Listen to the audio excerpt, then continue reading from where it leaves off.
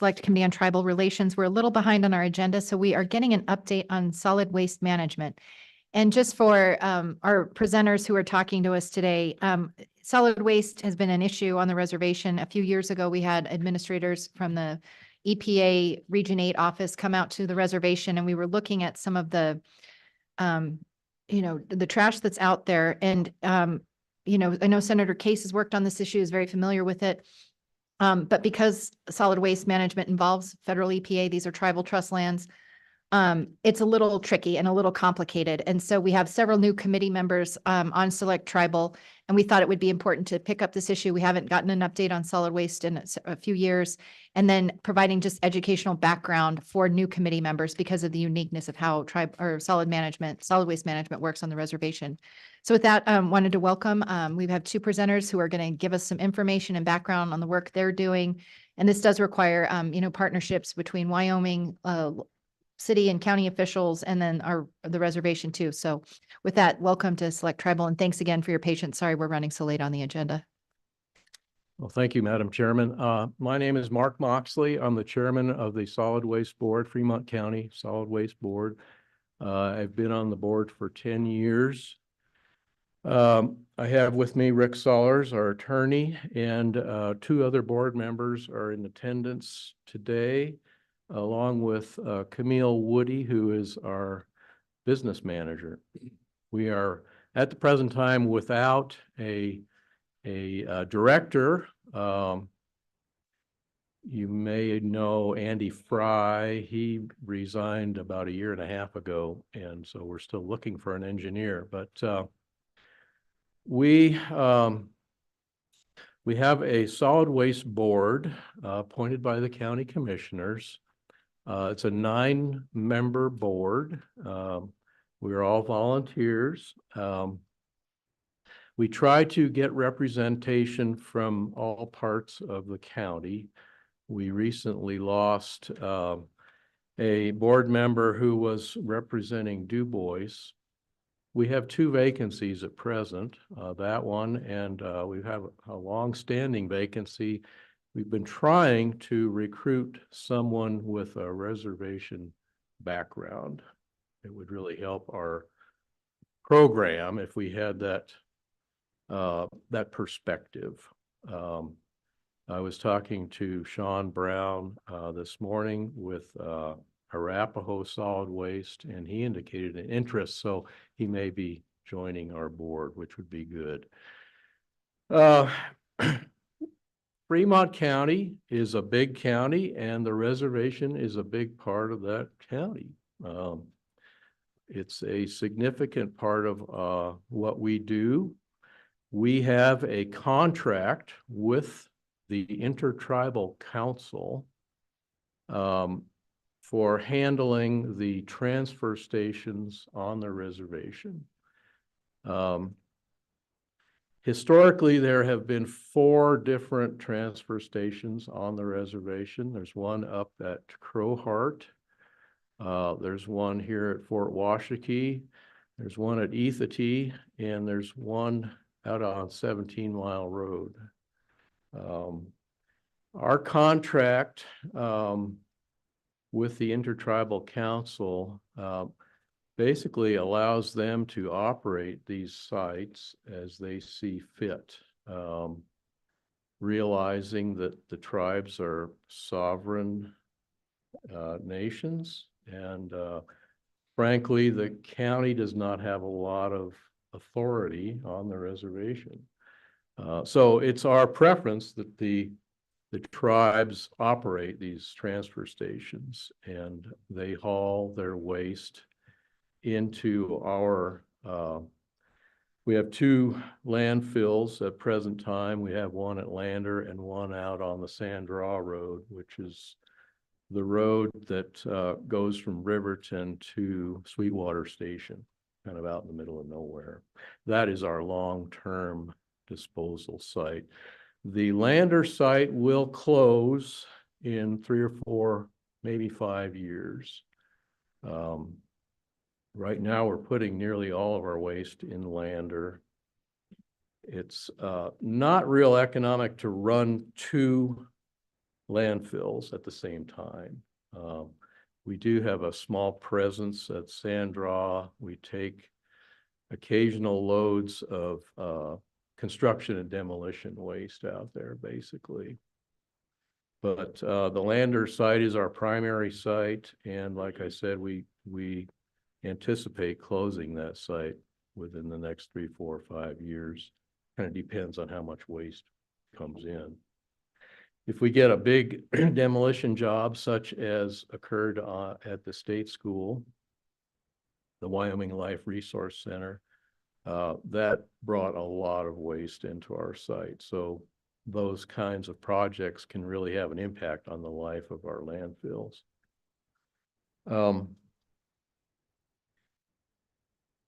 Let's see, we have, as I mentioned, a 9-member board.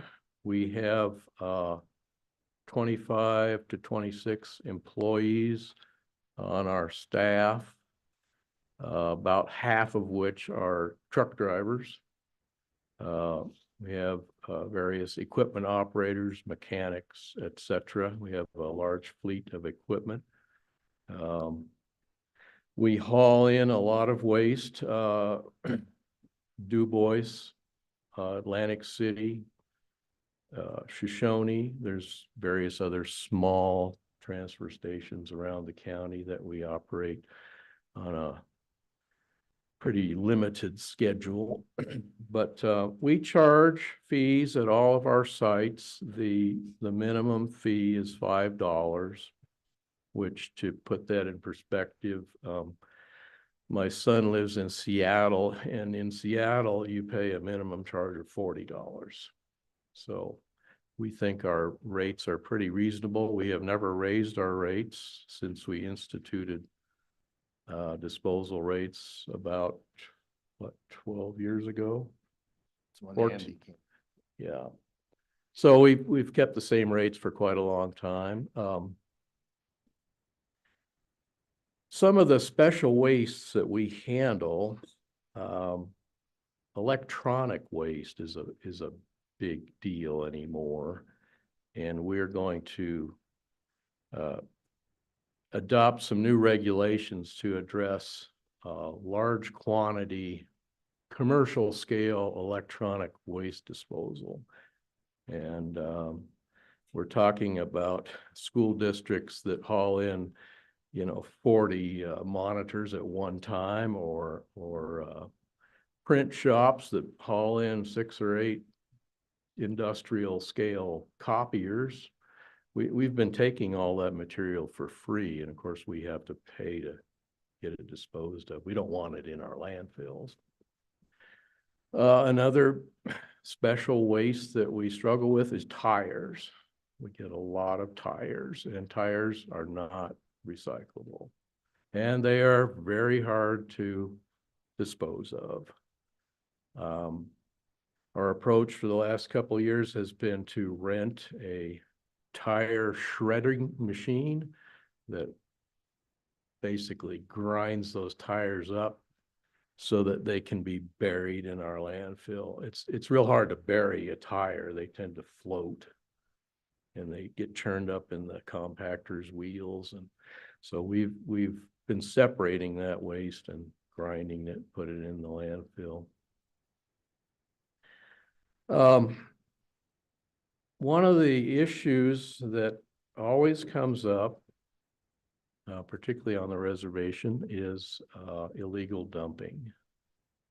And I think some of you have probably seen some of that. It occurs everywhere. It's not just on the reservation. And we are somewhat sensitive to that issue, but it's a really a tough problem to deal with. There needs to be a multifaceted approach. There needs to be law enforcement for littering. There's just a multitude of issues that need to be dealt with. I think, and I was talking to a gentleman from the Arapaho tribe, I think we really need to educate our kids about the problem of illegal dumping, and maybe even get them involved in the cleanup. we see our primary role as providing a safe, environmentally safe place to put trash. And we have participated in the past, and we will in the future participate in cleanup efforts. We being the Fremont County Solid Waste Board, participated in a big demolition project in the town of Shoshone several years ago. And it was a multi-agency thing. We had folks and equipment there from Fremont County, from the State Highway Department. It was a multifaceted approach, and we are more than willing to participate in those types of operations. But as far as us, the Fremont County Solid Waste Board, going out and doing these projects on our own, we just can't afford to do it. We don't have the staff, we don't have the money to clean up these sites on our own. We're happy to participate with BLM, whoever, BIA, EPA, but it's not something that we can tackle on our own. That's a brief overview. I would invite questions if the committee has any questions of us. Thank you, Mr. Moxley. That was really well laid out. Appreciate it. Senator Barlow? Thank you, Madam Chairman, and I appreciate the overview. Just clarify for me, you're not a district, you're actually a county board. You are a district. We are a district. Okay, thank you, Madam Chairman. Thank you, Madam Chairman. Senator Case, you can only levy a mill you can't levy a mill on the reservation lands. Is that accurate? Thank you. If you're a district, you have mill levy authority.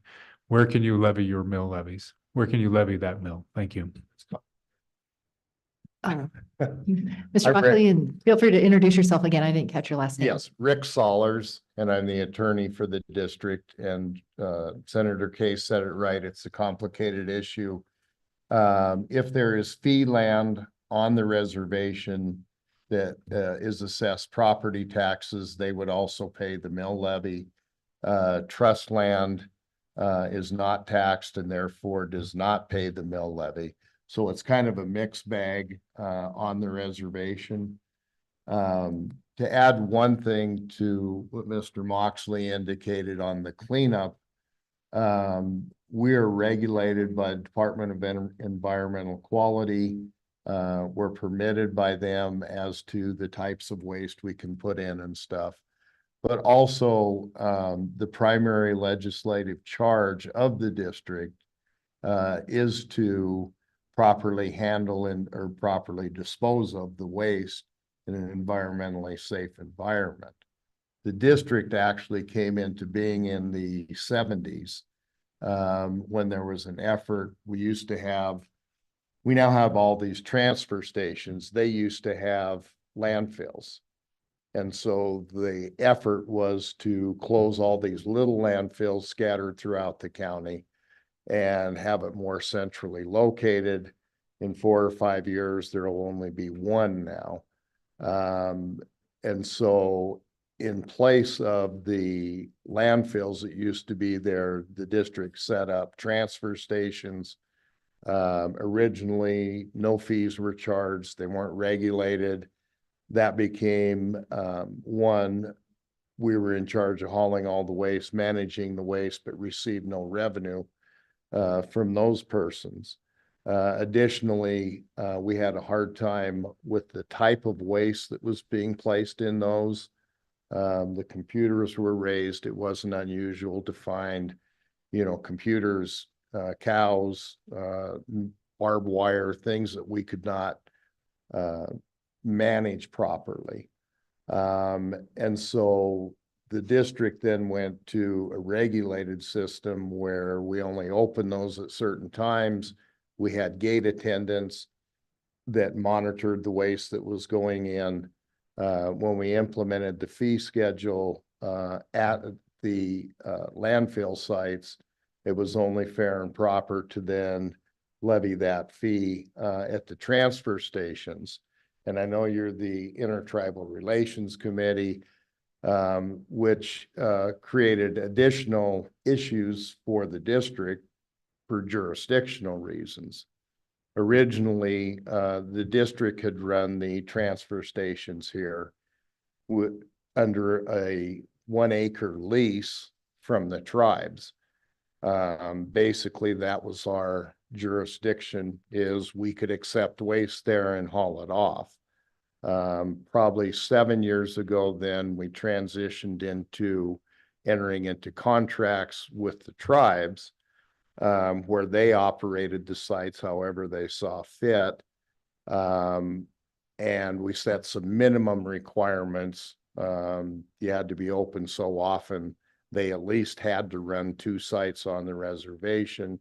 But how many they ran and what control they had over them under the contract was under their purview because it's within their jurisdiction.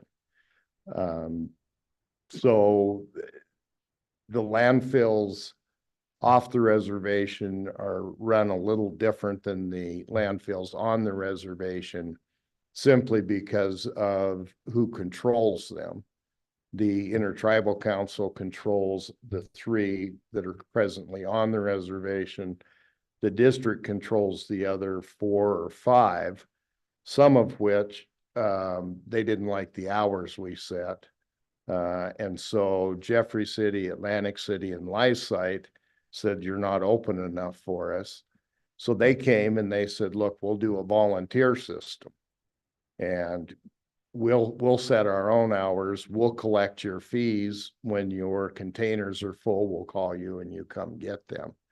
And so I think there was Hudson had one because of proximity to Lander and to Riverton. That transfer station was closed.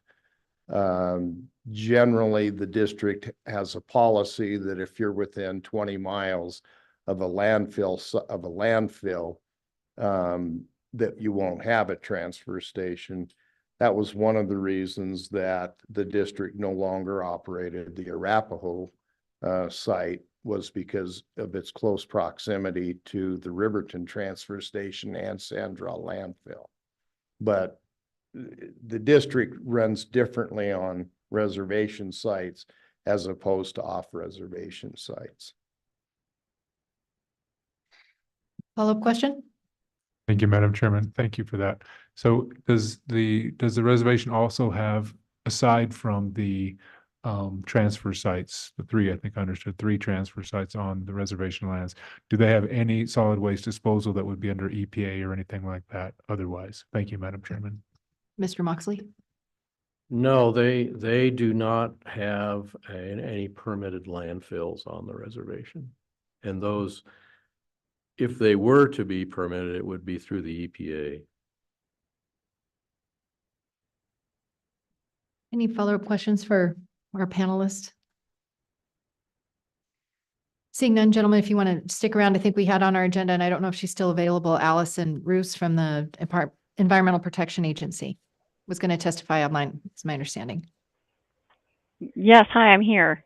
Can you hear me? Hi, we can see you and we can hear you. Welcome. Great, thank you for having me, Madam Chairman. First off, thank you, Mark, because I think I've been in touch with one of your board members, Mandy Rose, but I have not been in touch with you. And it was just a really great summary to hear it from your perspective. So thank you for that. I may be And maybe reaching out to introduce you. yourself for the record. Oh, yeah, definitely. And maybe I'm introduce yourself for the record. Thank you. Okay, I'm Allison Roos. I'm a Tribal Solid Waste Coordinator for the EPA, Region 8. And I've been in this role for about 4 years, and been aware of a lot of the concerns that Marcus spoke of. And also just, it was really good to hear the insight. I've worked with Andy Fry. I'm sorry to see him go. And the biggest thing I came to the meeting for was more just to like promote a meeting that you hadn't been invited to, but you are invited. I just didn't know to send it to you, Mark. On May 16th, I'm going to have an in-person meeting to do exactly what you described, which is let's try to sit down collectively and talk about the issues. So after this meeting, I'll send you the agenda, make sure you're on the invites, you know where we're going to be, and let's talk about it, because you're absolutely right. Like, it's going to take multifaceted approach here to try and figure out how to handle it. And I know we point at EPA, like EPA would permit a landfill. Well, we actually don't have a permitting program. It's supposed to be self-implementing, but on tribal land, you end up in that exact gray area of how do we get them their own program in place if a landfill ever was wanted, and then running these transfer stations, what applies and whose authority. And I know that the tribes are also struggling with how do they enforce. They need to get their codes. They've been working diligently the last couple of years to get a really strong basis of codes to their Wind River Intertribal Council. And as I understand it, it's pretty much ready to go. They're just getting it through the process. So that will be a good starting point for enforcement. But then there'll still be issues that how do you guys enforce for my county and the state versus them, and when there's off-site waste that might be coming on from contractors, all these things. So we definitely want to help with open dumps. There is some money that's kind of around, but there's been challenges. You know, the environmental programs on Wind River have been in a state of transition for a while, and looking like there's some good headway actually being made. I know that the Northern Arapaho are very likely to be securing a GAP grant to help with their program, and that will help infuse some support and money and help with some of the enforcement and cleanup efforts that might need to be done. I know that both tribes have gotten some USDA funding to get new equipment. I think Northern Arapaho's already begun the purchasing process, and Eastern Shoshone is probably not far behind. But there's also some other money out there. And of course, the big question, which I know everyone's dealing with, which is long-term sustainability funding. You know, figuring out how we can get them the technical resources and some short stopgap money to get them to where their program can run properly. Obviously, a fee system like you talked about, like with your son in Seattle, it was like $40 a month, I think is what you had said. I mean, you're absolutely right. There's got to be some sort of fee structure or some sort of seed money, something to keep these programs running. So I think that a collective discussion about getting things cleaned up, how enforcement could be maybe worked together collaboratively, and keeping the programs at a financial state that they can run sustainably is really the kind of things we want to talk about on May 16th. We're not going to answer all the questions. We've been trying for years, long before I came along, but I feel like there's a real desire. I'm seeing some champions stepping up, including through other federal agencies like the BIA and Fish and Game and others that might want to play a part here. So I'm hoping you'll be able to make it on Thursday, May 16th. Hopefully Mandy Rose will. She had indicated she was going to be coming. So that's kind of my summary from just going off of what you've already talked about, Mark. I don't know if there's any questions for me or. Allison, this is Affy. If you wouldn't mind stepping back, one of the purposes of having this on the agenda was to give a little bit of an overview and background. So could you just briefly, like you said your name, but talk about your title and then the role that your work and how, you know, it's with Wind River specifically, but just so we have some context of what your job is and what you're your role is in this discussion. Oh, good. I wasn't sure. So thank you. Yes. My job, I work with 28 tribes in Region 8 throughout 6 states. My primary role is technical assistance, compliance assistance, and I'm finding lately the big thing, because there's been a lot of money flowing in finally into a program that hasn't had much funding. I've been working a lot on grants. So I'm hoping that part of what I'll bring to the table on May 16th is how do we get these tribes the ability to apply for some grant money, you know, some of which one's ending in July for some equipment. There's one ending in November, but my role is compliance assistance. My primary role is not enforcement. Enforcement from an EPA standpoint when it comes to solid waste is really imminent and substantial endangerment, and it's a pretty high bar to be set. I know these open dumps are a huge concern, and not saying that they aren't very, very important and should be enforceable, but we usually work through the local laws. So that's why we've been working really hard to get the tribes to construct their own solid waste codes that they're going to hopefully have an ability to implement. So my role is really assistance, and I try to bring people together and coordinate efforts, especially when there's things that aren't working out very well. I don't know if that was enough of a background, but with Wind River specifically, I know that they don't have an environmental program since the REC was disbanded, the Wind River Environmental Quality commission or committee was disbanded years ago, and so that's been a huge stumbling point. It really, when the two tribes decided they wanted to run their own programs, they've been in the process now of transitioning to what does that look like. And so that has caused some of the heartache too, because you have your utility, right? And then you have what would normally be your program offices that help with enforcement and open dump cleanup and making sure that money comes in to help and support with sort of these sort of compliance issues that you might run into versus just the day to day, I got to get the trash from point A to point B, right? So, there's been a lot of challenges for Wind River, and the resources are a huge part of that. And it sounds a little strange maybe because you're like, oh, there's grants, but a lot of these grants are short term. Getting the programs to work together. And once you're behind the 8 ball, and I'm sure, Mark, you could speak to this, like once you've got bad conditions and you don't have good outreach and you don't have a lot of people on board, you end up with a snowball effect. And so it's like we have barely enough money maybe to run the transfer stations, and then they're getting inundated, and we don't have enough money to like clean things up. And so trying to get them to that next step is really, it's a challenge. But I think if we come together collaboratively and hopefully with some of this bill funding that's come down, maybe some support from the state, I don't know what your guys' opportunities are. We could all talk about that.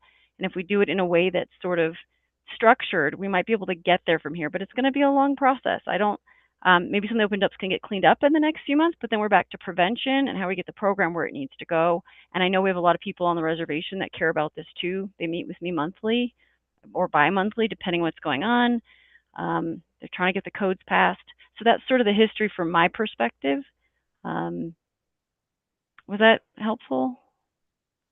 Yes, thank you. And just a reminder to committee members, on our agenda, we ask people to testify, and you'll note on here, we use the words invited in parentheses. That's our acknowledgement that we don't have authority to call, members of the Tribal Historic Preservation Office or council members, invited to testify, but certainly we can't compel anyone. Ms. Roos is in that same situation. She works for the federal government, certainly doesn't have to be here with us today, but is participating. And so we do appreciate that involvement. Madam Co-Chair had a question. Thank you, Madam Co-Chair. I guess I just would extend that even further and say, we are the state here, we represent the state, and we are on federal land, and I appreciate our county and our cities being here because they also wouldn't necessarily have to be participating, but I think there's an acknowledgement that this needs to be a collaborative community effort, and so we appreciate you being here.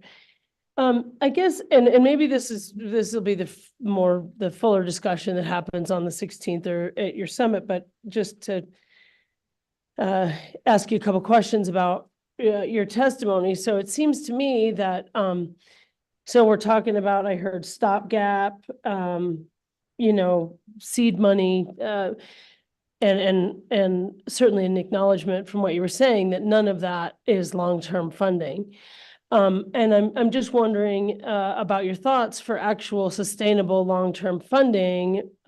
This is on federal land, and I don't know if that's from the EPA, and then I guess if not, the question would be from whom, so that we can actually, and again, talking about, you talked about cleanup efforts, which certainly need to be undertaken, but in the end, we need an actual program, long-term funded, sustainable, curbside pickup, which we don't have. I mean, we've got to have an actual program, and it seems to me that we need the federal government a little more involved. So if you, anything you'd like to say about that, I'd appreciate it. Ms. Roos? Well, yeah, absolutely. I would completely agree with you. It needs to be done. This is like basic human needs, right? And even though I don't have a lot of authority, I try to bring the resources I can to the table. I do know that, USDA Rural Division is trying to bring money to the table. They've already done so with some equipment. They're coming to this meeting on May 16th to talk out what they've got. They tend to have a bit more financial capabilities. In terms, again, which some of it, like you said, stopgap, but you've got to do that step first. It's the milestone to the next, right? We've got IHS online right now trying to get not only repairs done to the transfer stations so they can have better security and surveillance to prevent some of these open dumping that might occur there, but also get some of the monitoring stations there so you can get a monitor in, but also clean up some of the open dumps. It's on their SDS listing, their sanitation deficiency listing. It takes time for these things to come through, and there will need to be a contribution from the tribe. So we'll have to talk out, how does the tribes want to work out their contribution to help that happen. On my end, there's a huge grant coming up, unprecedented. It's environmental justice grant, and it could be game changing. Like, it could actually set up a sustainable system. It's a minimum of 10 million. The deadline's in November, so I'm really trying to push that, which is why I'm coming out in person as well, to get this thing started, get it going, and maybe give it a good 5-7 year head start, right? Because once you go with that, then you can really make some big differences on how the programs will run long term. It's competitive though. And so we're back to, again, there's gonna have to be an application, and the tribes have to have the resources and the people and the staff to do that. So there's a lot of moving parts happening all at the same time. And some of that's gonna be like, we need to create codes and enforcement. That leg is almost where it should be. But then someone's gonna have to implement that, right? So we're gonna have to come back and have them do their thing, which would be, do we need to have an MOU with Fremont County and their law enforcement for when things aren't enforceable? Let's say it's someone like a contractor who's dumping off from offsite and onto the reservation where they shouldn't be. How do we make sure the BIA can help and have the staff they need to help enforce some of this? Maybe the fish and game people need to get involved. So those are people that are coming to this meeting.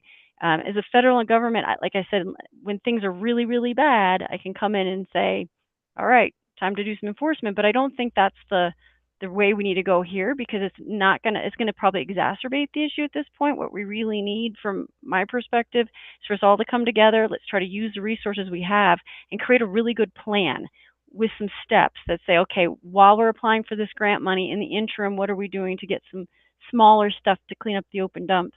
And what are we going to do about getting the equipment they need? How do we make sure we help them get to be able to build a good integrated waste management plan? We're going to have to talk to the people like Fremont County, who do a great job, and say, okay, how do we model what they're doing? And I'm there to just help with that. Make sure that they have and I've got contract money to help them write and update their integrated waste management plan. They each have one, but they're not being utilized and they haven't been approved. So getting that's another hurdle. So when you ask me that, I wish I could give like a straight, clear answer. What is the government doing? Well, there's a lot of little things that are all add up to big things, and it's a lot to orchestrate. And so I'm really hoping that on May 16th, I'll have a better package to present when we come back to this topic, probably in a year from now, and say, what's being done? And then I can say, look at what progress we have made. Like, we're doing some stuff.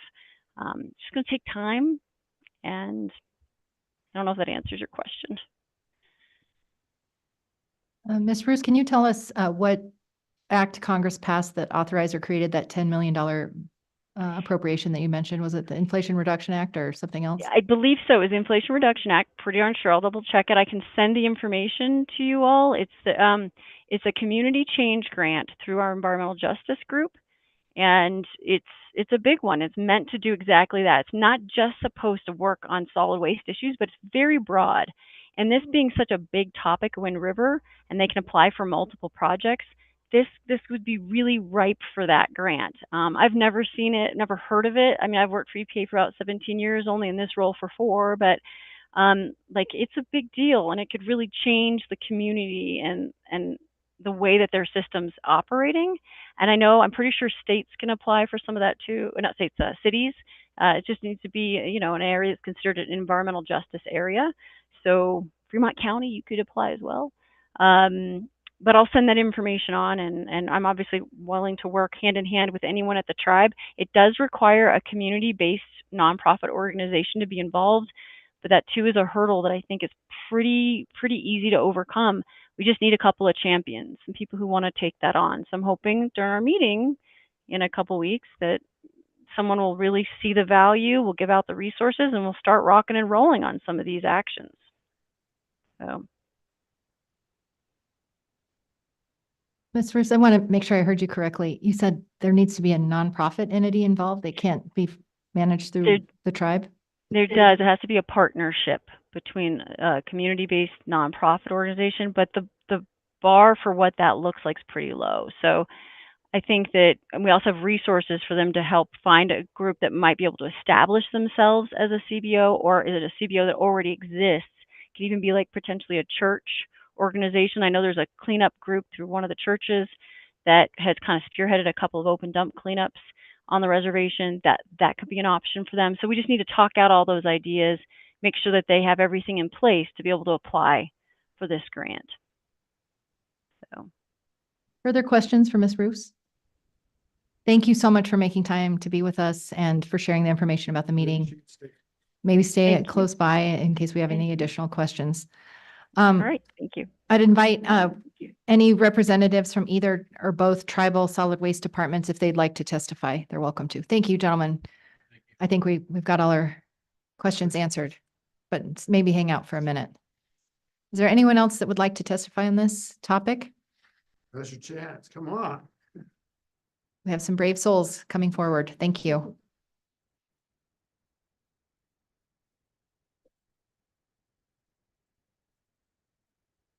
Thank you, gentlemen, for how we run the meeting. If you haven't been watching, introduce yourself for the record, and then all the questions come through the chairman, so you can feel free to reply to me and then respond to specific members' questions. Thank you.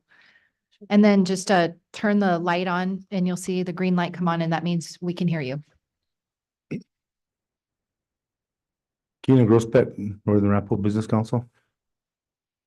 Sean Brown, Rappel First, currently manage the solid waste for the Rappel and Wayland Large, Eastern Shoshone Councilman and solid waste member. Mike Yu, Vice Chairman, Shoshone Business Council, also on the Intertribal Solid Waste Committee. Berlin, Tim Banna, Solid Waste Director, Shoshone.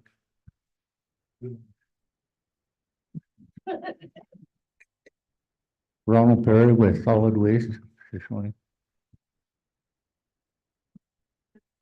Welcome, gentlemen. We're just here to listen. If you have any testimony that you want to offer, I know that this is an important topic, and I think we're just trying to make sure that you feel like things are heading on a good path forward. And so welcome any thoughts you have. If we can be of assistance in this matter, we're all ears. Maybe we'll start with Northern Rappel if you'd like to offer some remarks. Thank you. Well, this is a big task, and nobody else from the Northern Rappel Business Council wanted to mess with it, so I was like, I'll try. I don't know if I'm gonna succeed, but I'll try, but we've been working with the Intertribal Council, and we've been working on with Fremont County for the Rappels to take over the ET transfer station, because the funding that comes in from the Fremont County to operate those 3 sites. And the language on that contract is, it's up to them which ones they want to operate. And ET solid waste transfer station has got neglected, It has got neglected because of the contract language, they could, it's up to them which 2 sites or 3 sites that they want, but ET has been getting neglected.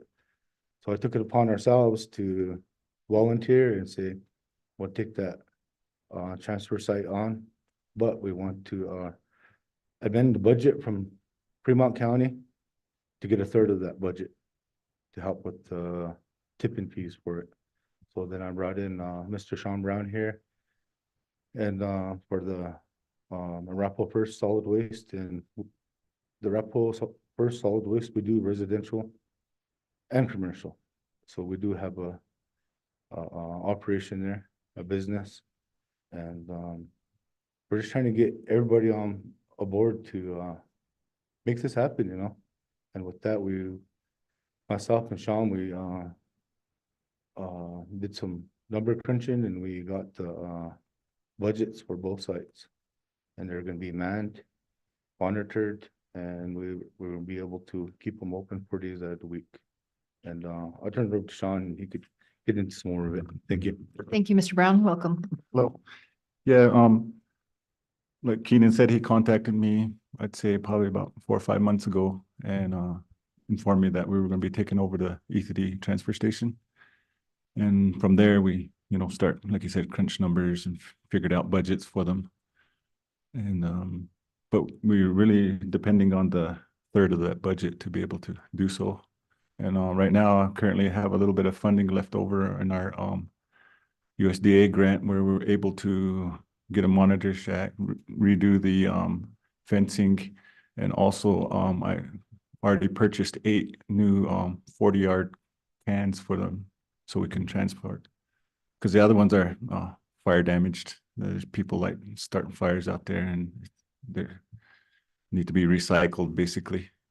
And as far as Rappel First, we have 10-man crew, 3 solid waste, and we also do propane.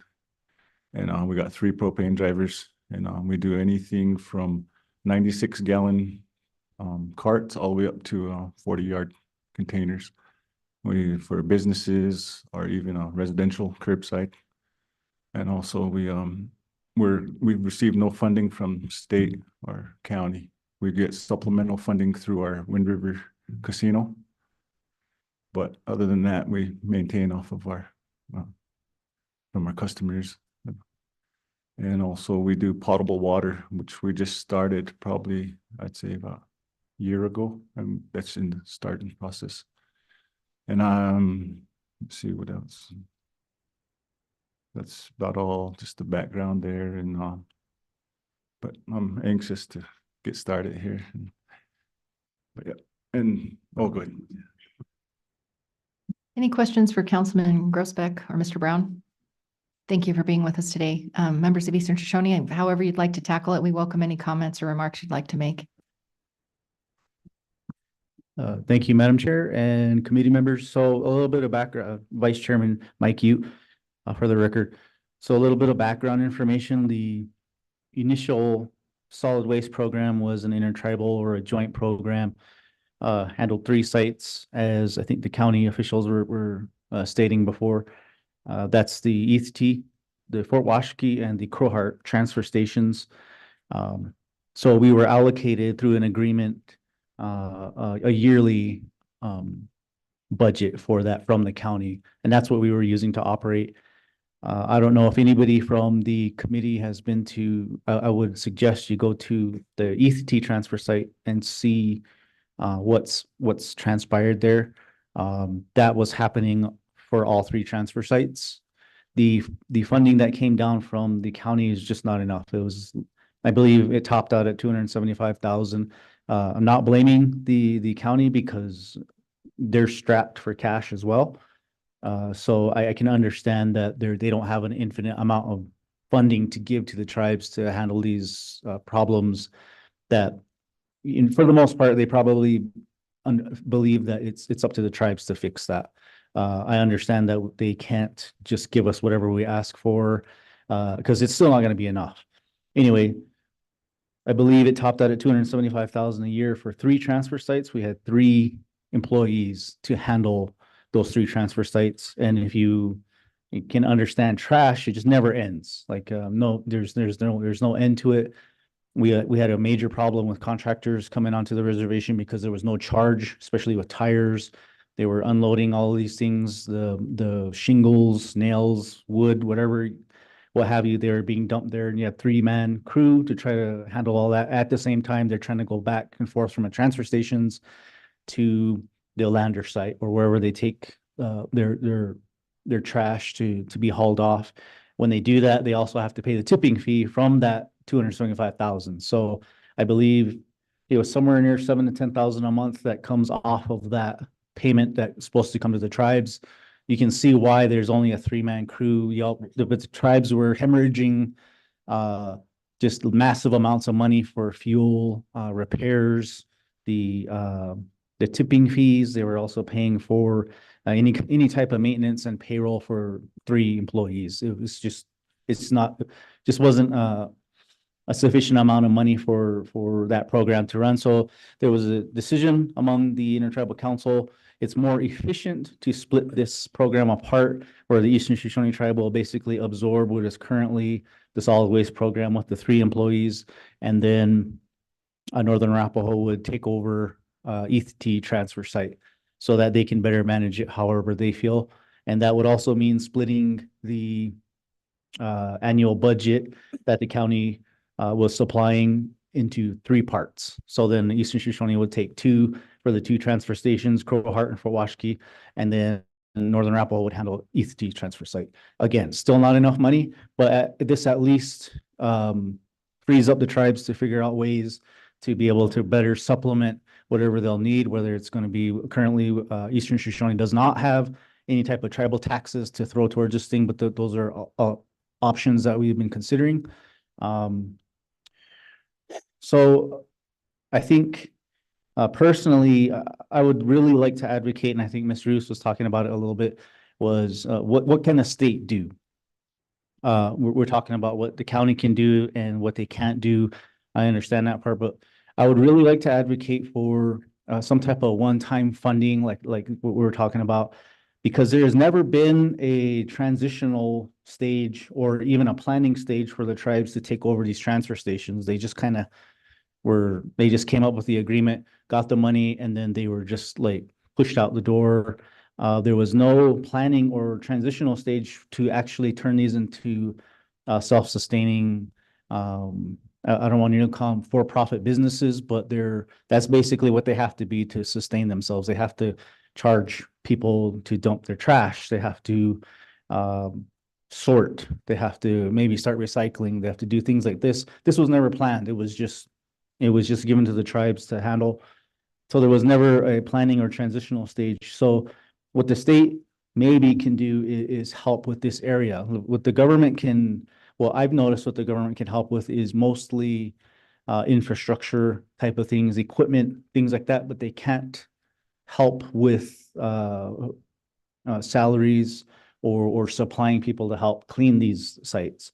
When we start talking about open dump sites, I'm starting to believe the areas around the dump sites or the transfer stations are now becoming open dump sites. Like they're just not going into the transfer stations. Those should be classified as open dump sites. It's starting to get worse. Again, look at the ETH transfer site. It's starting to get further and further away from the canisters, and that's a problem.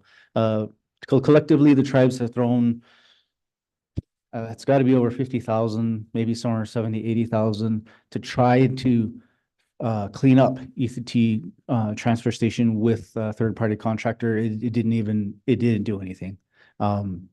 So in that, I think that funding could help to at least get these to where the tribes can take the ball and run with it. That's cleaning up these transfer sites. Not necessarily funding it forever, but it just has to be something that it's going to give the tribes at least a help with a step forward, so that they can start maintaining these things, running them, figuring out how they can turn them into like these businesses so that they can self-sustain. And then the tribes can come up with their own ideas and then start running them as if they were like a county transfer station. And I think that's the main goal here. It hasn't worked in the past. Whatever we've been doing for the past 20 years it's led up to this point where we're just kind of like left flailing, not knowing where to go with it. And there's just this disasters. Like I said, trash doesn't stop. If they're gonna do it at ETH, they're gonna start moving somewhere else. They're gonna do it there. And I don't believe it's necessarily a cost issue with the users. I think it's more of well, the canister's full. I'll just go dump it somewhere else. I don't think it's a cost problem. I think it's more of just there's nowhere to put the trash.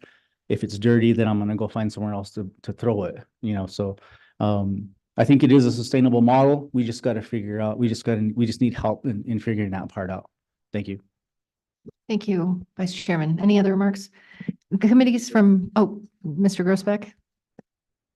Yeah, I just want to add on to what Mike said was, and for the county, the budget that they do give us, it just covers tipping fees. They don't cover no overhead, employees, fuel, preventive maintenance, none of that, And that's where we're really looking for the funding for, is cover the overhead for us, so we can man them. I think if we man them, that's a start to move in the right direction. Yeah. Questions from committee members? Representative Penn? Thank you, Madam Chairman. I know that this has been a big issue for a long time. I know this is certainly not the first time, and I'm guarantee you it's not going to be the last that we discuss this. I know that Senator Case, who's been on this committee for a long time, and also Senator Ellis, they've been through the ringer on this. So I've chatted with Councilman Grosbeck and Mr. Timbana about this issue as well. This last session, I did bring a bill to hopefully get some funding for those things. Through the Department of the DEQ to that maybe those things would have needed to be spent on the actual cleanup, but if that were to be then freeing up the funds that you do have for talking about salaries, I discussed that with Councilman before, about paying someone so that it's manned. There was one thing that was brought up, I think, by our county that just gave me a thought, especially when we're talking about people just dumping when maybe they don't actually need to dump. We dump because maybe there's no consequences, or we don't understand the full impact of actions when we just do those things illegally. But it made me think, have there been any programs within the tribes or the schools or those types of things to help involve our youth in helping clean up, just to help with that education piece? And that was mentioned a few times, I think, about educating our society these days. If we don't value the beauty around us and are fine with making these dumps, has that ever been a conversation? Anyone's welcome to jump in on that, responding if they'd like. Vice Chairman, you. Yeah, Madam Chair, Representative Penn, I don't believe so, not with the youth. There might be in the schools, but I don't think it's ever been. It's more of education, and it's not really a practical, like, this is your dump site and this is what you don't do here. And I don't think it's ever been like practically given to the students or even adults for that matter. They just, I think they kind of just have in their own head what they want to do. And so they just go and do that. Nobody's ever really told them, this is what your dump site is. This is what you do here. This is what you don't do. These are the consequences. And I don't think that's ever been given before. Any other questions by from committee members? Seeing none, I just wanted to ask, are you all, were you aware of the meeting that's happening that EPA is putting on? And I'm guessing all planning to attend. I see heads shaking. Okay, sounds good. Any other remarks or comments? Councilman Large? The other thing, the chairman, he wanted me to bring up was that the tribes back in the day, apparently they put in it was like 140,000. That's when they were trying to clean up. And then he just said that that money was, the tribes put the money there. And then when the money was spent, the dumps just went back to what they were. And then I hate to say about Itati, but when I got on council, we went and took a tour. Mr. Timbana took us a tour of Itati. And when we pulled into Itati, there was a big pile of tires. I mean, and to me, with me and Gloria, Councilwoman Gloria and Councilman there, we were like, well, who brought all these tires out here to Itati and just dropped them went in, right on the right. There must have been it was just a big old stockpile. So I don't know where it came locally, but it was it was a lot. And for them to come just bring it, and it was like they said lumber and all that. And with the Fort Washakie one, and some of the community members were telling me, this is maybe about a month ago, they said, because ours is finally starting to get cleaned up, full heart too, but when it's closed, our tribal membership, when they see that, maybe grandma, go dump trash. So those kids are gonna go, if it's closed, you never know where they're gonna take it to, But now they're dumping up on the hill now. We call it the gravel pit. I went and took a drive up there the other day. They're dumping up there now. There's all kinds of stuff up there now. It's a mess. And it just boils down to the almighty dollar and manpower. To me, you know, I can clean my yard and I make sure, but it's just, and I agree with Councilman Ute. Educating the young people, it's just, you try to tell them, dump the trash, it's part of your chore, but and I would agree with Councilman Grossbeck also, it's just manpower. We do, the equipment. I see the frustration. But I think Mr. Timbana and Mr. Perry can talk a little bit more of what they've seen. Because when I got on council, they verbally told me, and then, and then we all sit on the solid waste committee for the tribe. So, and I'm glad with what Mr. Brown and Grossbeck with ETT, and I think 17 Mile also to be opened up, because that's, it's been a transfer station that's been just dormant. I travel 17 miles to get to Riverton from Fort. And, going by there, there's nothing there. So, that community has to go all the way up 17 miles to ETT, go on to Kinnear, and then go there to dump their trash. And I would go by and look at it. Even though the gate's stuck, they're stacking it by that closed gate and then putting the burden on 3 employees to go. And then Crowheart's not a hop, skip, and a drive from here. It's, it's a good 45 minutes, pending the weather also. So, but I'm just, well, what the chairman says, we just need help. And, it just, we got the, USD, and I like the lady's presentation. I can't remember her name right off the bat. Allison. Anyway, that was good information, but the only thing on that, with the $10 million, what I heard from you is that it has to be a nonprofit partnership. So, and then it's competitive. So I don't know, that kind of doesn't sit really well. That's just me. But I mean, if it's gonna be competitive, it's like, well, whoever gets it, gets it. But that's all I have to say. Your remarks are well noted. Any other questions for the panelists? Oh, yes, please. And you'll just turn on the mic and make sure the green's on, and introduce yourself for our record. Thank you and welcome. Yeah, this is Roland Timbana from Director of Solid Waste. I've been hired on for coming on about 5 years now, working on this solid waste. And it is a full-time job. It's like babysitting little kids. And then Mr. what's his name, Mox, he talked about barbed wire and all that. That's all at Crowheart right now. It's really bad. That's where we was all heading to until I found out this meeting was going on. Was gonna haul all that metal out of there. But so I sent one guy up there, he was hauling. And then, but I'm glad the 2 tribes are gonna try to work together, try to get the solid waste programs going for the two different tribes, instead of this guy's working only 3 people trying to take care of 3 dump sites. It's tough.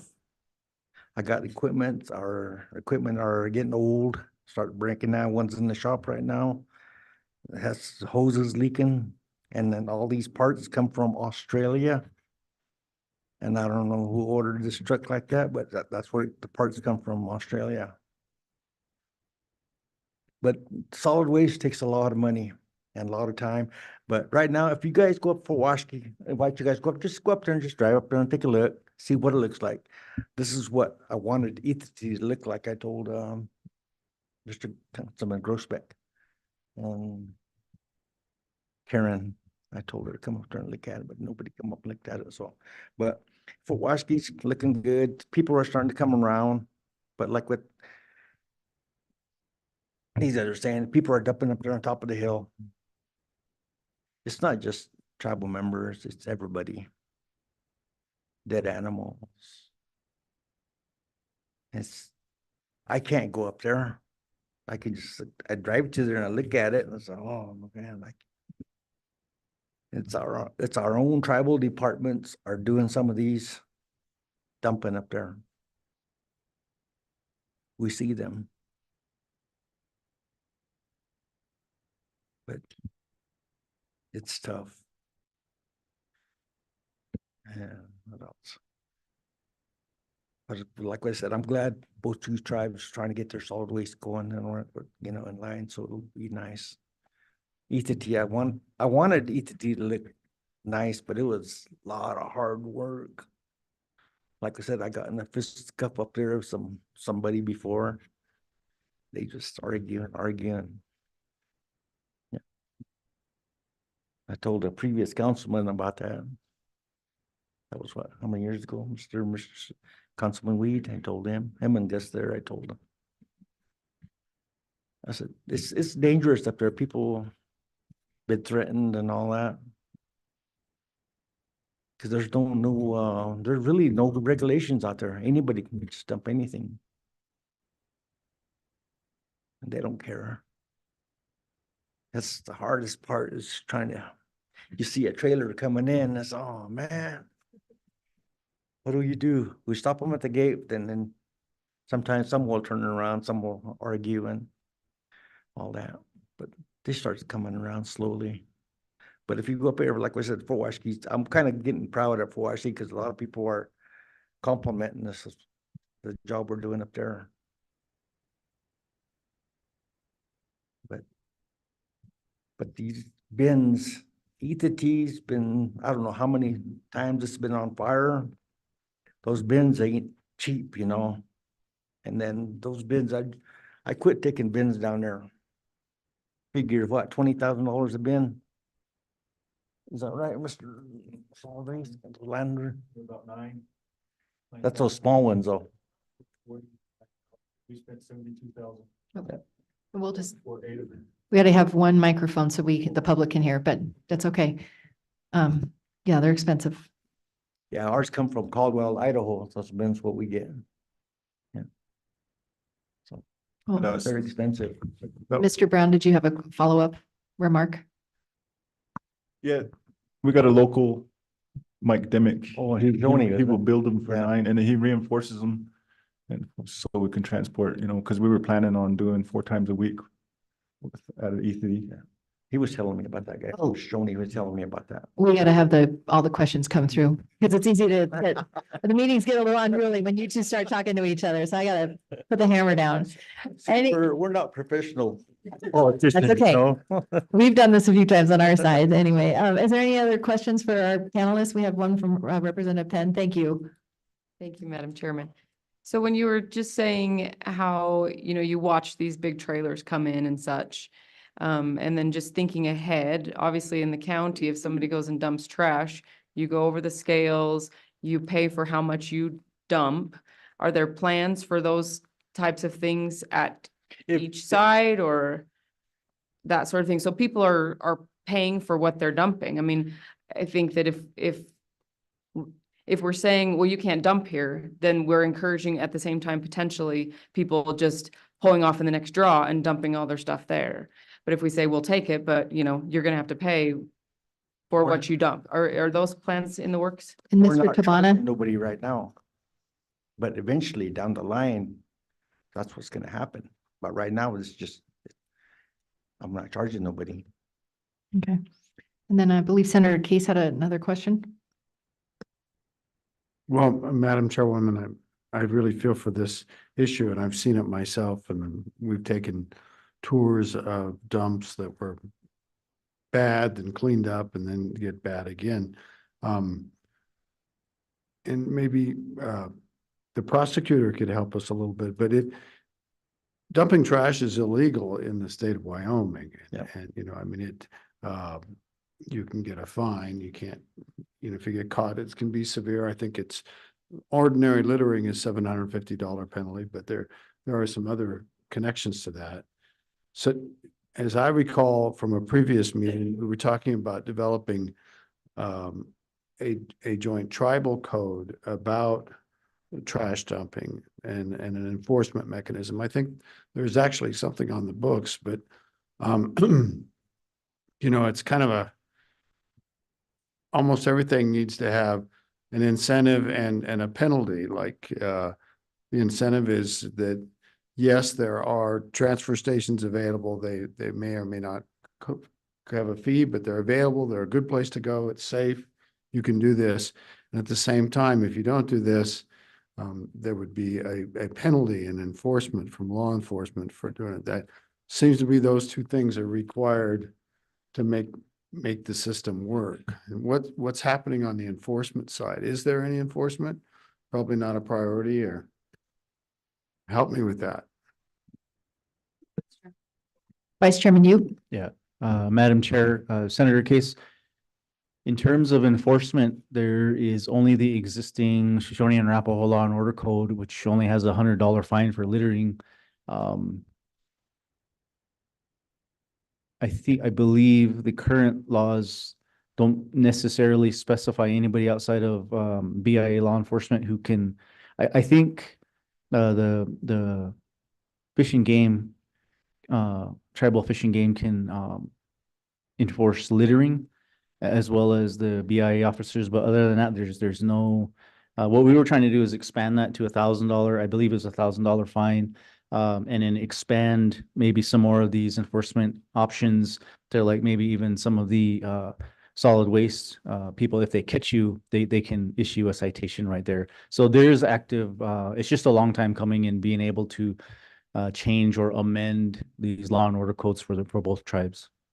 That's kind of the hard part is getting the final, we can get the final draft, which is coming.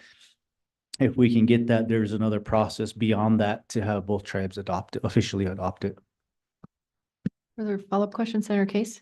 Well, I do appreciate that. I really think that's more key than we know. And I hope we can get there. And I know that Madam Co-Chair probably has some experience with this, and I'll shut up and listen to her. Madam Co-Chair. Thank you, Madam Co-Chair. I don't necessarily have anything very profound, but thinking through this, when I first heard kind of the enforcement side of it, I thought, well, it's going to be tough because BIA is already extremely busy with significant crime.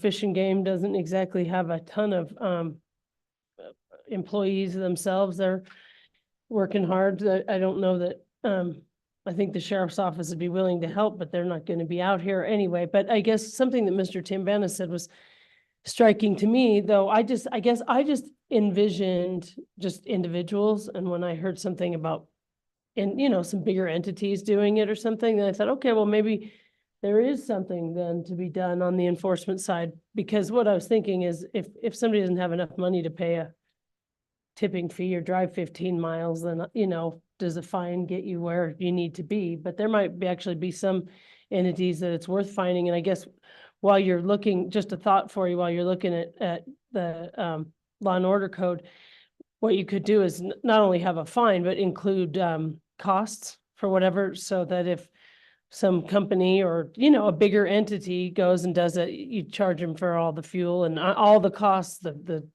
in addition to the fine, have that like a restitution type also allowable, so that for the right people that might be really be making a mess, you could get them pretty good and having them pay the costs of what they caused. Just a thought, but enforcement. I think enforcement, it will be a difficult lift. Councilman Grossbeck? For the enforcement part of it, I think it's the Fremont County Sheriff's Department, it's their duty to come out here and enforce the littering fee on the non-natives. Because at the end of the day, all the members here on the reservation are Wyoming citizens. We do pay taxes, so it's up to the state to figure out how they're going to enforce that in the county. But at the end of the day, we are paying citizens. We do pay taxes. And that's one of the biggest issues out here is the jurisdiction. We have to figure that out. We really do. Madam Co-Chair? Thank you, Madam Co-Chair. I don't think there'd be any problem, and we do have more robust state laws that could could be used. Is that something like, I mean, but of course, just like anything, when you're doing a crime, you have to have prove it beyond a reasonable doubt. I mean, is there significant, non-native, doing it? Because I do believe that if we could come up with a group, and I believe the sheriff's office would be willing to work on that. If I may. Councilman Grossbeck? There's been times that Berlin has took pictures, license plates, and give a description of the people driving, contractors. Nothing was done by Fremont County Sheriff's Department. You know, that's where the disconnect's at. Further discussion? Seeing none, thank you, gentlemen, for your thoughts. Oh, yep, one more comment, and then we're gonna try and get back on track and have some, our next update. Never be on track. That's not true. I want you to believe. This is Burlington. Yeah, Mr., is it Tabama? I'm sorry, Burlington, Tabana. Yeah, I just got a couple of things, maybe one thing, but our biggest problems is like homeowners dropping camper shells, cars. There's a camper up there at Crowheart right now, and then bunch of construction waste and all that, but a lot of campers. We went to a lot of campers last year and boats. People just dumping boats, cars, everything over there. It's a lot, but if you want to recycle a camper, come get it. Yeah. They take it home. There might be a TV show out of that, right? Well, thank you, gentlemen, for your testimony today. Senator Barlow, did you have another comment? Thank you, Madam Chairman. So actually, if it's a titled vehicle or a titled something, you ought to be able to track the ownership of that. And then you may have an enforcement action that somebody may be able to assist with. So I just throw that out there that if it's a title, unless they scrape the title off of it, which of course people can do that too. But anyway, there may be more there that should be followed up on. Thank you. Okay. Thank you, gentlemen. We know, and thank you, Ms. Roos, for being online with us today. There's a meeting on the 15th. Is that what I heard? The 16th. There are a lot of really intelligent people on this committee, and I think, the hard part of our job is that we hear this testimony, and sometimes you need a little bit of time to digest it and think about possible solutions. So I would just invite any member of this committee, if you have thoughts about a bill draft or something you'd like to bring for our next meeting, that you're welcome to work with LSO, certainly keep my co-chair and I in the loop of what you're thinking. But we can explore some of those ideas and have bills, I think, ready for the next go around. If anyone has ideas for bill drafts or anything related to solid waste management. So Where is the meeting? the EPA meeting is going to be here at the Frank Wise Building, is my What time? understanding. 8 in the morning? We're hearing 8 in the morning is when that meeting will start. Okay, So thank you. be there or be square. Okay. Does anyone else have any additional public comment on solid waste? Okay, we've got a few. So when these chairs clear out, we'll get a new round of people to present, and then we'll move on to our next topic. So, okay, we've got Councilwoman here. All righty.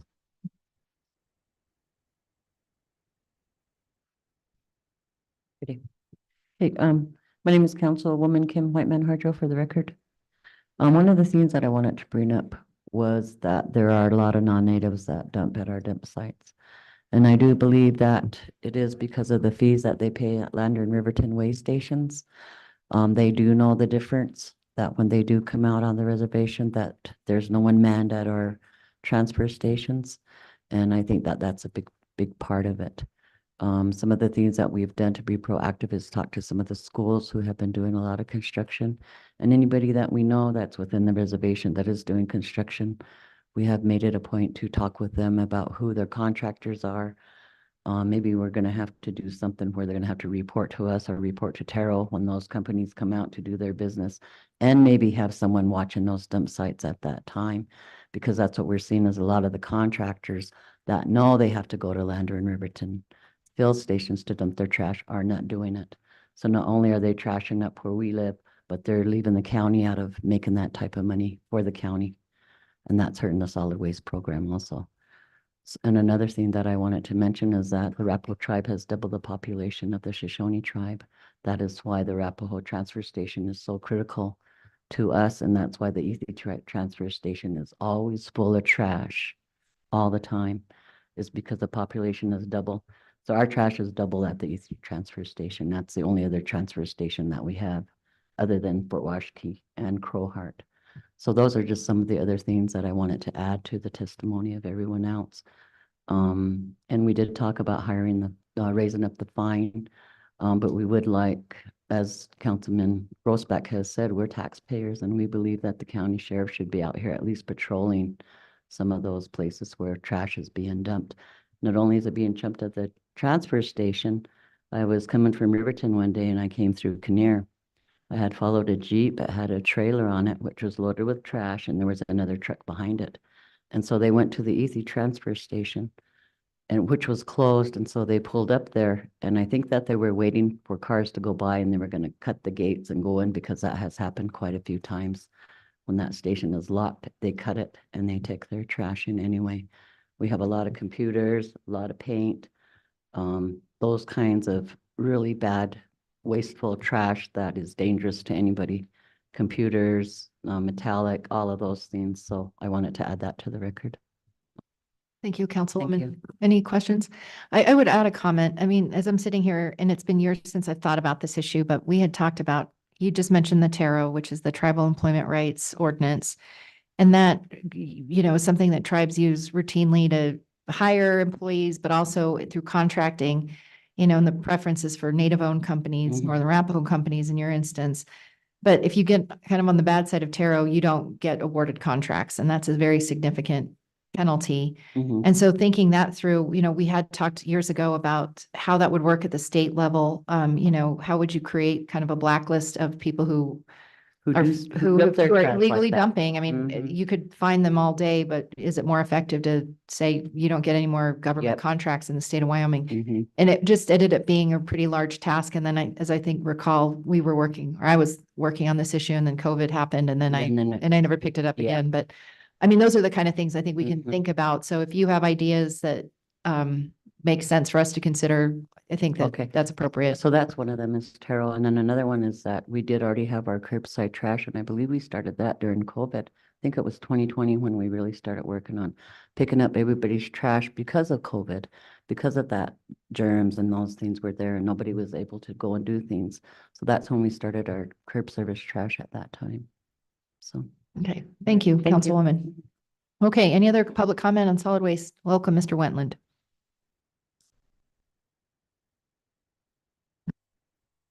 Thank you, Chairwoman Ellis, members of the committee. I'll be quick. I know we're on a timeline. Just maybe to provide a period at the end of this conversation. The governor's all in on, this is a priority for him. I know it's one my predecessor, Emily Sola, I worked a lot with Allison Ruse, the councils at that time. There was a lot of groundwork in place. We're trying to figure out a cooperative effort with an agreement, working with Fremont County Solid Waste. I think there's some of that old work that could be dusted off, brought back to light, looked at what works, what doesn't at this summit. And I know for Governor Gordon, it's something that's very important for him to work out, not only for finding funding solutions, which I think there are some ideas there that either legislators that I've spoke with or the governor, there's a couple options there the committee could consider to make this self-sustaining. And then also to figure out the illegal dumping, how do you figure out, are people correctly depositing trash in the correct places and getting charged for it correctly? Those are all steps that I know there's a lot of old groundwork on, and I hope I think we are happy to engage as needed and use some of that old work. So unless there are any questions, that was all I had to add. Thank you. Questions for Mr. Wentland? I just asked Mr. Wentland, you know, we heard some discussion today about how these dollars have to be routed through a certain kind of nonprofit. If you are, as you're working and monitoring some developments about EPA funding that's available and have information you could share with us, I think it's important for our federal counterparts to hear, you know, that these laws that get passed, they've got good intentions behind them. I know when you talk about environmental justice, a big focus of that is looking at Native American communities. And I think there are some guidance, federal guidance out there that automatically assumes if you're a Native American tribe or community, you are considered a disadvantaged community.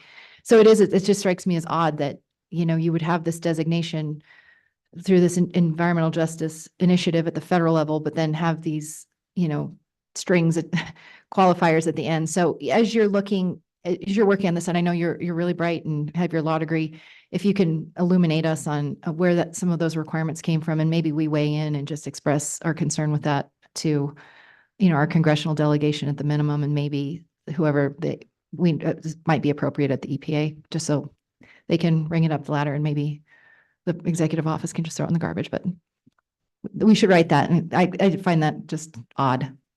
Thank you. Thank you, Chairwoman Ellis. If I would be delighted if at that high of a level, at the federal level, they would listen to us say that. To that point, to provide a little bit of background on federal funding options we had looked at before, it included ARPA funding, and I think you were part of efforts to make the business ready community grants eligible through statute and rule, and those are eligible in statute and rule. I don't know if the application periods for those grants have run because it was ARPA money, not EDGE money. Some of those ARPA and EDGE grants do come with more strings by nature of being federal programs, which is why I think, we'll also look, is it state budget asks, or is it state pots of money that we do have outside of that ARPA money that have less strings? I think outside of ARPA money, it's a little more limited, and those end up going through the SLIB board for authorization through their SLIB consideration and agenda process. A lift in and of itself, but not an impossible one. It just needs to be a specific lift. And we need to know that the money is there. I'm happy to look at those federal efforts. I know that EPA GAP grant is one. And then I know there were other federal opportunities Ms. Ruse was working on with us and the tribes before. Because there was sort of a three-pronged approach to get several different funding streams to help get folks out here, get a program established for cleanup, train people, and make it self-sustaining. So totally agree. The easier the less admin on those funding sources while making it accountable, the better. Thank you very much. Alrighty, with that, this topic is closed. It is 2:30. We're not doing too bad. The last item on our agenda is getting us highway safety update. Before we do that, if we've got people who want to present on that topic, absent objection committee, I would ask just maybe LSO as a placeholder to know that I think if it makes sense to my co-chair to ask for a letter draft that would be addressed to maybe the EPA administrator on this piece of, having a nonprofit facilitate, the language that we heard, and I have it all written down, but just that issue we've discussed, it just seems odd. And so maybe we draft a letter once we learn a little bit more, and if it's appropriate to say, maybe express our concern about how that's being administered. Madam Co-Chair? Thank you, Madam Co-Chair. Just along those lines for discussion, I guess, I just had a quick discussion in the hall, and they said the Wyoming Outdoor Council was willing to partner with them, which I believe is a nonprofit. Anyway, just a thought. All right. Thank you. Yeah, I know we'll figure out a way to make it work, but anyway. Okay, the next topic and the final topic is highway safety. And so we've invited members of our Wyoming Department of Transportation to present to us, and want to thank you. This topic came about, there was an article on one of the online news sources about fatality on the roadway. And I know this issue has been an important one in past years. Certainly tribal members, as they're walking on some of the highways, were concerned about safety, and just, I know Department of Transportation has addressed that in prior efforts. And it's just been a long time though, since we've kind of received an update. So again, I want to invite you to illuminate us, tell us what you're seeing. And, this is a public safety concern, I know, for the community, and we just wanted to learn a little bit more about the topic. So with that, we have two presenters, and turn on your mic and address all your questions to the chairman and introduce yourself for the record. Thanks for being here. Thank you, Madam Chair. My name is Cody Beers, and I apologize for my voice. I've been battling a little bronchitis, but I'm pleased to be here with the Colonel of Wyoming Highway Patrol, and Colonel, he brought the statistics. So with that, I'd defer to the Colonel, and then I'll follow up. Thank you, Madam Chair, committee members. Colonel Tim Cameron, the Administrator of the Wyoming Highway Patrol. It's certainly a pleasure for me to be here today. It's the second time I have been to the Lander area, first time in Wind River. So I was adamant about making the trip today. My voice is good other than singing all the way from Cheyenne to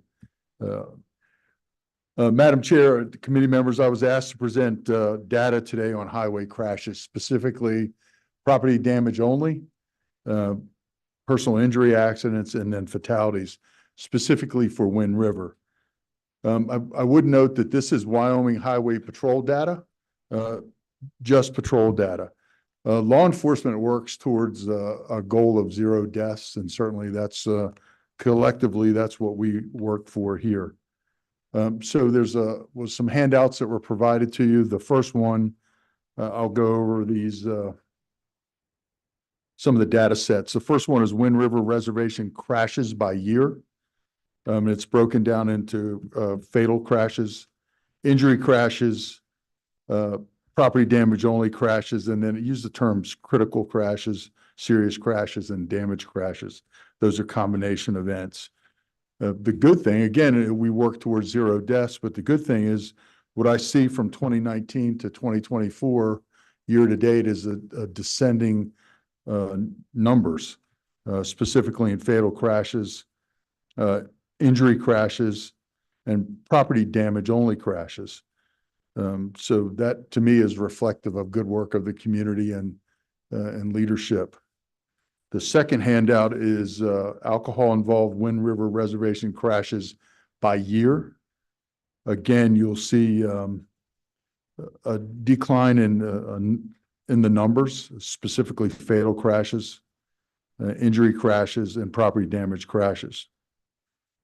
The third data set is Wind River Reservation occupant seatbelt usage in crashes by year. In 2024, we're at about 61% of occupants using restraint devices properly when involved in a crash. And you could see the numbers improving from 2019 to 2023. And again, we're about 61% this year. One of the things that we see when looking specifically at this data, or Fremont County or the state in general, is seatbelt usage or restraint usage, especially connected to fatalities. The fourth page is Wind River Reservation occupant seatbelt usage in fatal crashes by years. And it talks about properly used, misused, or unknown. In 2024 is basically one use, which is unknown. Again, you see the numbers decreasing. Again, if you were to ask me what is responsible for decreasing these numbers, again, with only being in Wyoming now 15 months, and again, my first time in this area, from what I know, it's obviously good work by the community and by local officials and local law enforcement. I know that there is a very successful DUI task force in Fremont County. It obviously has had, through enforcement, deterrence, and education, had an impact. And so it is up to law enforcement, all law enforcement, to sustain that. Madam Chair, committee members will be glad to answer any questions about that. Questions for Department of Transportation? This information is really interesting. It's kind of remarkable. And so maybe if you wouldn't mind, just give us a little background on, you said you're new to Wyoming, you just got here, just maybe some of your background. And your predecessor was, I believe, Kevin Holler, and he was really a great partner for this committee in having conversations about well, now we're talking about the Ashanti alert, but the Amber alert, and that's all administered through the highway department. So maybe just give us a little bit of background about who you are, because I know that's an important role that you play and an important topic for this committee and the people in this community. Yes, Madam Chair, thank you. I started here with the Wyoming Highway Patrol in January of 2023, the 3rd of January, just in time for winter and legislative session. Both were good experiences. The winter was harsh, but I thought it was just winter. This winter, much better. Prior to that, I was a sheriff in Maryland for 16 years. I did 4 terms. And prior to being sheriff, I was a a police officer with the sheriff's office in St. Mary's County. I retired after 25 years. Did a brief stint as the county's public safety director, which was emergency communications and emergency management. So I have always been a number cruncher because the numbers and the data help me and staff to place our troopers or police officers where the activity is occurring. And that is the best way to mitigate that activity, by putting cops on the dot. So that is where I'm trying to take the Highway Patrol now, who's been very open to this, is really looking at our crash data, our incident datas, and then putting our troopers in those specific areas. Again, I look at these numbers and I, just based on my prior experience, know that it's been the result of good work by a number of people, namely the community and local leadership and law enforcement. And again, the DUI task force here in Fremont is an example of a lot of people working well together. Thank you. I appreciate that. Questions? Mr. Beers, did you have anything you wanted to add? Madam Chair, just moving back about 4 years, talk about the formation of the DUI task force. We were ranked in a national survey. Fremont County was as the #1 county in the U.S. in terms of alcohol-related fatalities. I think we all took that as a wake-up call. And so a bunch of people got together and formed the Fremont County DUI Task Force. That has been an event-based DUI task force through time. So looking at major holidays, things like the Super Bowl, Labor Day, that type of thing. But that has been very successful, and it has really helped us to break down some of the jurisdictional barriers around Fremont County with the Highway Patrol, the Wind River Police Department, which is BIA, and then local law enforcement agencies. The amount of DUIs arrested has been fairly amazing. This year, they took it to a new level through some MOUs with local PD. Now you might see a Shoshone police officer or a Lander police officer in Riverton. They focus on areas that are hot spots according to the data, and they've continued to remove DUIs off the road. Now the positive parts of this were shown in the statistics from 2023, and the fact that Fremont County only had one alcohol-related fatality on Fremont County highways in 2023. Now the statistics, those are Highway Patrol statistics. So if you talk to the Fremont County coroner, we may have had a couple more, but those are on different roads. The other real positive thing, and we're getting ready to celebrate this statistic, is that Fremont County in 2023 logged a 92% seatbelt compliance rate. Something that I'm personally very excited about because we've done a lot of work on this through the years. So we're moving in the right direction. A lot of work still to be done. Thank you. Any additional questions? I have one, and my apologies, I had to step out in the hall for just a second. Years ago, Wyoming authorized Uber and Lyft and those kind of services. My apologies, everyone, for using proper names, but rideshare companies. Do you think that's had an impact on the ability for people to have alternative, safe transportation home? Or is it something else that you're seeing or thinking? I'm just looking for some answers. I'm just kind of curious. Madam Chair, we're still kind of in the woods out here in Fremont County as far as, Uber, things like that. We do have and the congenial senator there, but we do have a good partnership in place with the Wind River Transit Authority, and they are beginning to provide some ride opportunities at events. so people can climb on the bus or climb in the van and get a safe ride home. You know, the thing that we preach every day is that it's very good to go to these events and have a plan. How are you going to get home safely? Somebody going to designate, you know, say, I'm going to be the designated driver today? Is, you know, is there somebody that I can call? We all have friends and family around. So hopefully we have a plan in place. Because we are not to the point where we can just call up an Uber and have them respond at Fort Washakie. And we're so rural, Madam Chair, that it's tough. Well, apologies from the big city of Cheyenne. Any other questions, Madam Co-Chair? Thank you, Madam Co-Chair. It's really not a question, just commentary as far as this conversation. I'll be honest, I'm surprised in both Lander and Riverton that the Ubers and Lyfts haven't really taken off. I keep thinking certainly there's going to be some young industrious kids that decide to get after it, but I check sometimes on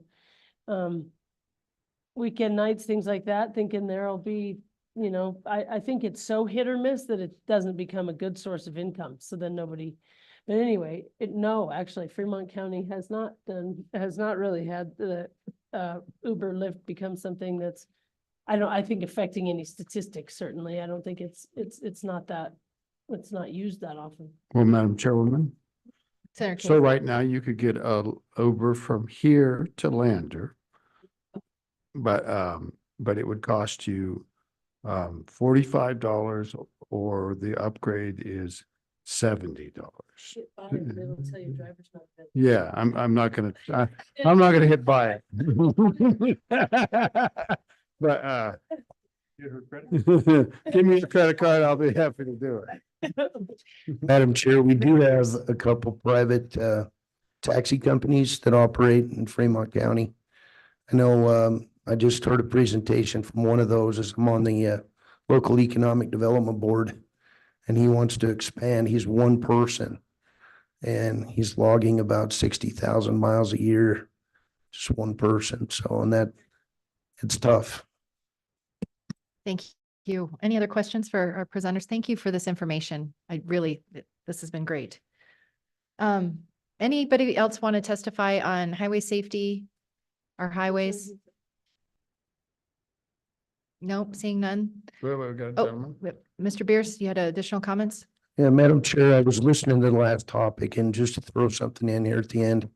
We have started a Adopt a Highway program with the St. Stephen's High School Honor Society. And they adopt a section of highway east of Riverton toward the Gas Hills. We have a huge problem with illegal dumping along that state highway. But this group of students has been picking up that section of road twice a year, and they are flabbergasted by what they find. So, and then we also assist the tribes during Earth Day week. We provide garbage sacks every year. And then if the bags are left along state highways, we pick up all those and haul them at the state's expense to the landfill. Thank you for that. Any additional questions for the Department of Transportation?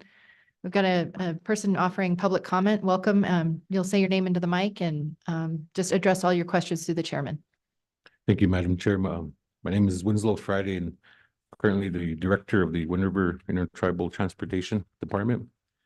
I just wanted to make a brief comment on the relationship that the tribes do have with the Wyoming Department of Transportation and as far as highway safety. So I was hired last August, but I've been employed with the transportation since 2008. So I do have a very good relationship with Mr. Beers. Him and I recently spoke at a panel in Denver, Colorado a few weeks ago on at the Lifesavers event.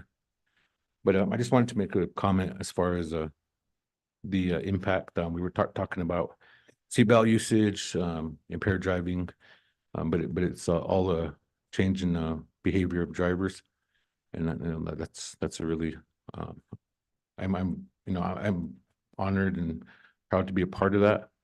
as well as the opportunities that the state offers the tribes as far as countermeasures and different grant opportunities that the tribes do take advantage of. And, you know, every year we have been successful on certain awards that improve the safety of our highways out within the reservation to the high-risk squirrel road program. Thank you for your time, thank you for being here, and thank you for listening. That's all I wanted to share. Thank you. Thank you. Mr. Friday, any questions for Mr. Friday? Thank you for those comments. I appreciate knowing that. Okay, anybody else on public comment for highway safety? Okay, seeing none. Any general public comment at all on anything? Okay, we got an applause in the back. I think that's a sign that we're done. All right, committee, we're at that business of wanting to adjourn. Maybe we get a recap from LSO about next steps on things. And Senator Case, Didn't we put off the education piece? did we put off the education piece? Just like if we were going to talk about a committee direction. Oh, yes. Yeah, I think maybe the education piece can get lumped into the next, where we want to go from here. So maybe a recap of our couple of days that we've had. Yesterday we talked, we got an intertribal development update from our councils.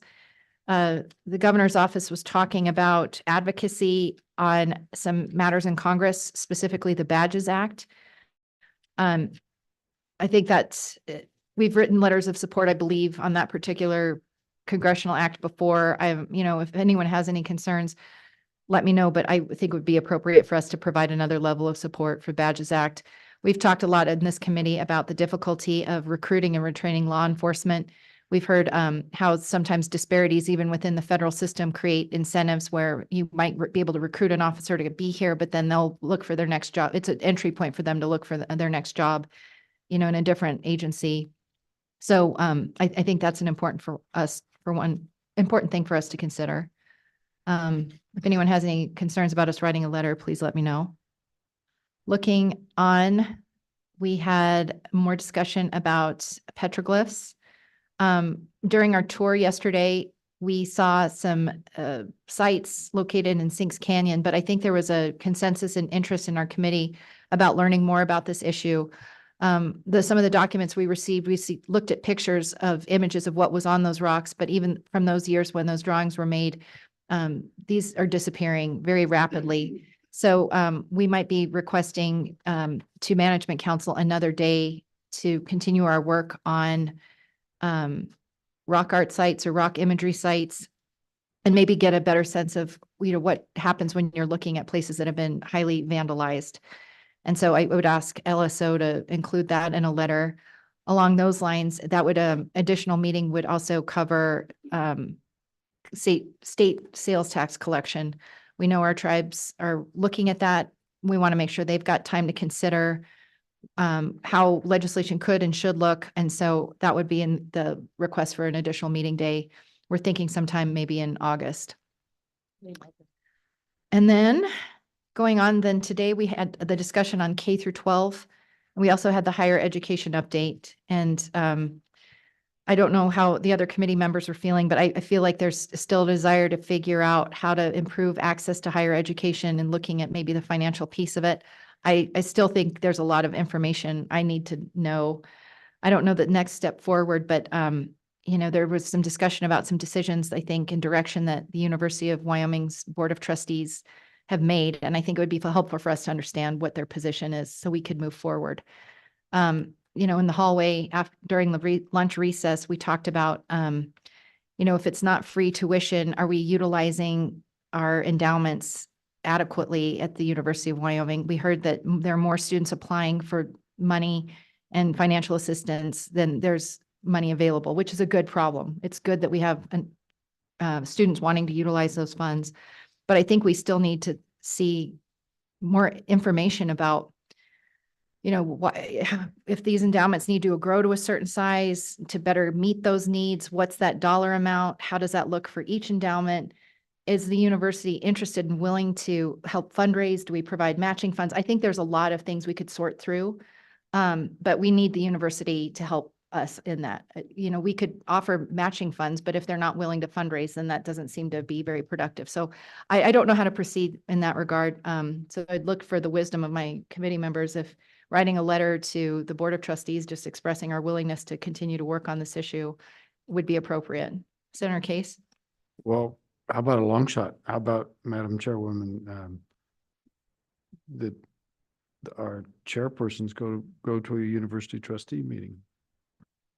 I mean, I would make a motion that we empower you to do that and just have a dialogue about that and bring it back. Okay. Is that all line? Representative Chestick?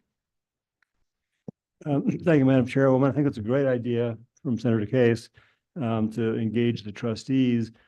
During the hall break, after at lunchtime, I did go out in the hall and speak with the representatives from the university, and we were just spitballing ideas. And the concept that we were, and this is all very preliminary, lots of work, lots of details to fill in, but the concept was that if the legislature could put up, say, $10 million as a matching fund, and then have the foundation fundraise to match that, we'd have a $20 million fund to then dedicate in some way, and there's where the details have to be worked out, to support, and it wouldn't cover the entire need, but then it would also not supplant the existing resources. It would be an additional resources, and lots of details to work out, but the sense I was getting was that the foundation would be, there have been some efforts in the foundation already to recruit for this particular project. So I think there is an opportunity there to work with the foundation, but obviously a lot more conversation needs to happen. I'd be happy to join you going to a trustees meeting. I live in town, so I have a good relationship with a lot of the trustees already. So be happy to be part of that process as well. Okay. And further thoughts, Madam Co-Chair? Do you have a thought about the suggestion that you and I make ourselves available and invite ourselves to a Board of Trustees meeting? Thank you, Madam Co-Chair. I'm in for sure. I think that would be, I think it would be, I think they'd probably, maybe, appreciate hearing from us. And I think that would go a long ways towards that proactive step to saying we're serious, we're interested, we're here. All righty. I think Senator Case maybe suggested a motion to empower us to do that. All those in favor? All those in favor of Ember and I inviting ourselves to the University of Wyoming's Board of Trustee meeting, signify by saying aye. Aye. All those opposed say no. That motion has passed. So, Madam Chairwoman, Senator Case? Rosemary London is the Secretary of the Board of Trustees. Thank you. We will make sure we reach out to her. Yeah.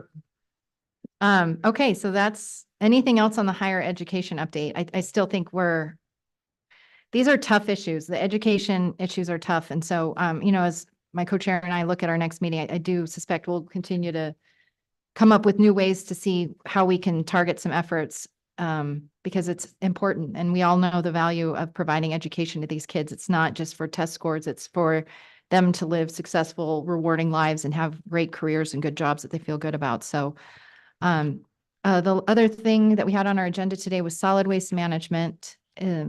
I don't know if anyone has any directives or things they'd like to work on before the next meeting on that issue. Senator Case? Just that let's get a report of the meeting on the 16th. I'm not sure I can make it, but I think I can try. Okay, so a report on the next meeting. And then I do think, you know, want to work with Kit Wentland from the governor's office and our LSO staff and just kind of understand this piece about having to go through a nonprofit. I think that just really conflicts with the notion of supporting tribal sovereignty and how these funds are supposed to be used for disadvantaged communities, specifically Indian country. And yet we've got that strange requirement. So that might or might not be appropriate depending on the research we do, but we'll add that to the list. And then anything else on solid waste? And then the last issue we talked about was highway safety. I didn't glean anything that needed additional follow-up, and I thought we got some good information. Anything else on that topic? Okay, those are our directives. Anything else from the committee for the good of the order? Senator Barlow?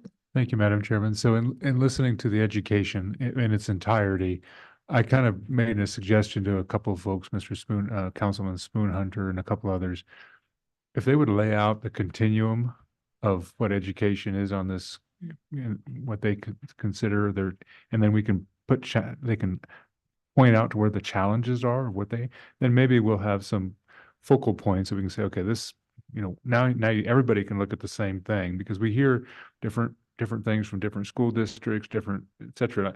I just asked if they would be some kind of a uniform continuum of what's happening and what they see the positive trends are, what's working, and then where there are still obstacles. And maybe that helps just inform me about maybe where to concentrate some more understanding and effort. So I made a couple of requests. I don't know if anything will come out of it, but I just, they're informal requests from me personally, just to say, you're working to, let's work together and give us something we can maybe be helpful with. Taking it a step further, Madam Chairman, I actually think that the Hathaway Scholarship needs some reform, and I think there's a little bit of discussion about that within the committee. And maybe this helps inform that, how we could be more helpful to the tribal members and all potential citizens, all citizens of Wyoming. Thank you, Madam Chairman. Thank you for those remarks. Anything else? Yep, Councilwoman, and then we'll wrap up the meeting and head home. Good afternoon, Madam Co-Chair. I just wanted to follow up on what Senator Barlow said about working together. So I just want to make the comment that when you do approach, I know you talked about Representative Chesick about talking about the foundation with the University of Wyoming. I just would ask each and every one of you to remember that both tribes need to have a seat at that table also. That's all I have. Thank you. Thank you. Anything else? Seeing none, we're adjourned. We'll meet again. Stay tuned for potential dates for another meeting in August, late August. Thank you, everyone.